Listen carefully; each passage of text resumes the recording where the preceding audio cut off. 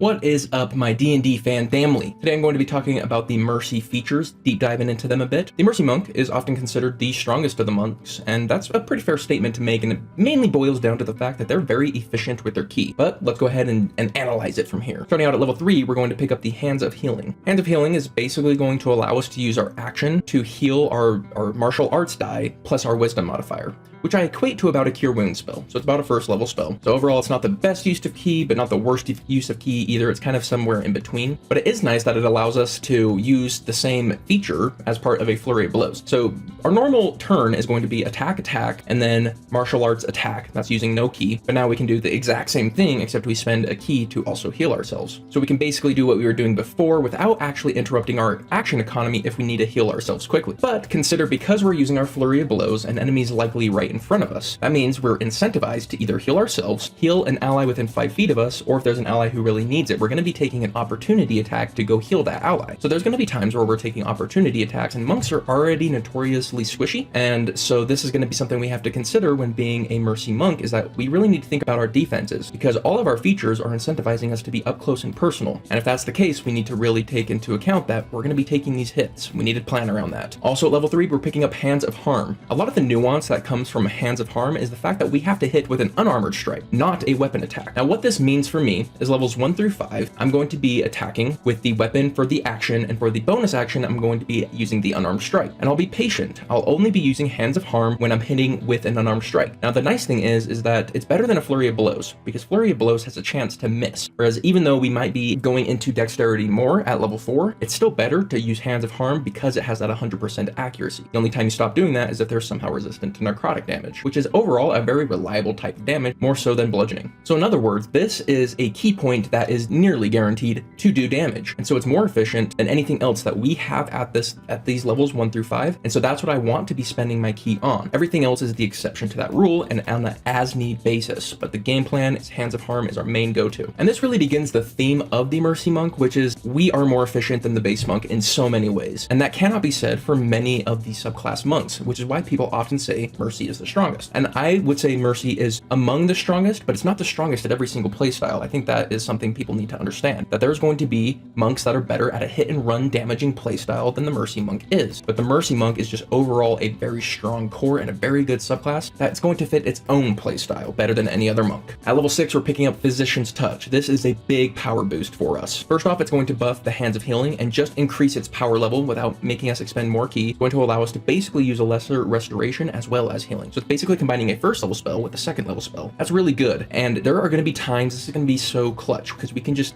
expel some of those really nasty conditions. The paralyzed condition, for example, us touching our ally, healing them and removing the paralyzed condition while getting to flurry of blows, that is so much value for one turn and one key point. Absolutely fantastic. Also, it buffs Hands of Harm. Hands of Harm just makes it so if we hit with an unarmed attack, we can use our Hands of Harm to do damage, and now it just gives them the poison condition. If they are not immune to the poison condition, it's just automatic. No extra ki, no save, nothing. They're just poisoned. This is absolutely fantastic, and I actually think it's most easily compared to the Ancestral Guardian, the Cavalier, and the Armor Artificer. It kind of makes us into a tank type format where we can hit one enemy, debuff them. Now they have disadvantage on all their attacks. Now we may have limited uses, but they also have disadvantage on attacks against us, which, you know, when I talked about why I would choose Mercy Monk for a frontliner, people were like, well, they're just as squishy as any other monk. And in some ways that's true, but the fact that we are giving disadvantage out means we're going to be harder to hit, and the fact that if we're using Flurry of Blows up close, we're going to be the easiest person to heal on our team. So in between that healing, which I wouldn't recommend,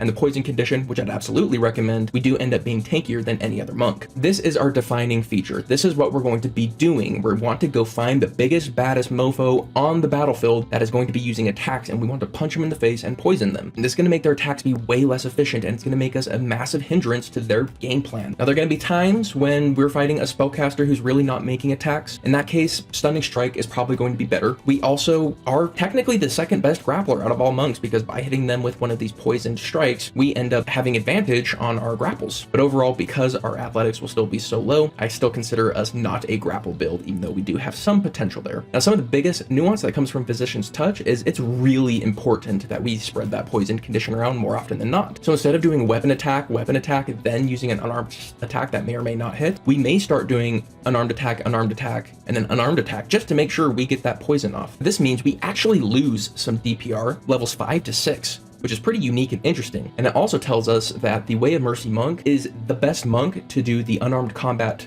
fighting style for. So you pick up that feat, get the unarmed combat fighting style, better than any other monk. But here's my take, it's still not good enough. People really like taking that unarmed fighting style with monk, and I think it's a waste. It's just not efficient enough. The ASI is just better. It is the best on the Mercy monk, and it's still not good enough. That is my hot take. Many people are going to disagree with me, but I feel very confident about that. One of the other nuances I would say is we really want to get to level 6. It defines our character. So instead of multi-classing, Mercy monk is actually really incentivized to just push forward hard to get to level 6. On top of that, when we hit our level 4, we want to pick up a dexterity ASI, because even though we do a bit of extra damage with a wisdom ASI, our biggest goal is to hit them. And then our control feature, the poison feature, doesn't require our wisdom at all because it's automatic. So dexterity is far more important for the Mercy monk than wisdom is. We still want wisdom eventually, but the first 2 ASIs that we pick up, we really want to be dexterity. At level 11, we're picking up Flurry of Healing and Harm, another fantastic feature. This allows us to now use our Flurry of Blows in conjunction with our Hands of Harm and Hands of Healing with no extra key expenditure. 1 Hands of Harm per turn or 2 Hands of Healing per turn using our Flurry of Blows. So now our key points are going back to being almost exclusively Flurry of Blows. Every now and again Stunning Strike if it's somebody who is either immune to poison or is like a spellcaster, but other than that, Flurry of Blows all the time. This is also the level where our unarmored attacks catch up with our weapon attacks. Now we're all doing a D8 across the board. So now we should be doing unarmored attacks every single attack to make that poison easier to spread. But the theme of Mercy continues of pure efficiency. For 1 key point, we can do healing, lesser restoration, a Hand of Harm, damage, plus a poison condition. That is insane. 1 key point, that is some extremely efficient key. And at 17th level, we pick up the Hand of Ultimate Healing. We get a 24-hour revival. If we can touch our ally within 24 hours of them dying, we spend 5 key points and we revive them, plus we heal them on top of that revive. So this is definitely better than Revivify, because the time frame is much better and there's healing on top of it, but we get it so late. But even at 17th level, you always want a revival on deck, and having an extra person who can do it for a fairly inexpensive price, that is still pretty good. It doesn't increase our combat potential, however. Even though it's a really good feature, I do put it on the worst of Mercy's features, and this worst of Mercy features is still better than most monk subclass features.